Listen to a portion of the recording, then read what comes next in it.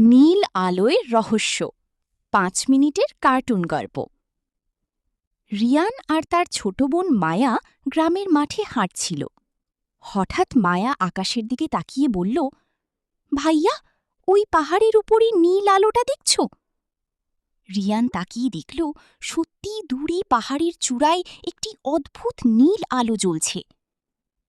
হ্যাঁ, আমি গত কয়েকদিন ধরেই এটা দেখছি। আজ আমরা এর রহস্য বের করব। সেদিন রাতে তারা দুজন চুপি চুপি বাড়ি থেকে বের হয়ে পাহাড়ের দিকে রওনা দিল।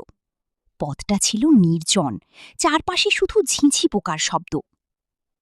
হাঁটতে হাঁটতে হঠাৎ তাদের সামনে একটি উজ্জ্বল নীল পাখি এসে বসল।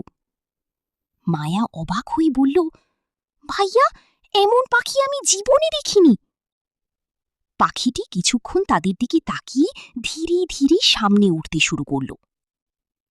রিয়ান বলল, মনে হচ্ছে ও আমাদের কোথাও নিয়ে যেতে চায়, চলো ওর পিছনে যাই। তারা পাখিটিকে অনুসরণ করতে লাগল। কিছুক্ষণ পরে তারা পাহাড়ের চূড়ায় পৌঁছে গেল। সেখানে পৌঁছে তারা অবাক হয়ে গেল। একটি বিশাল পুরনো গাছ নীল আলো ছড়িয়ে জ্বলজ্বল করছে।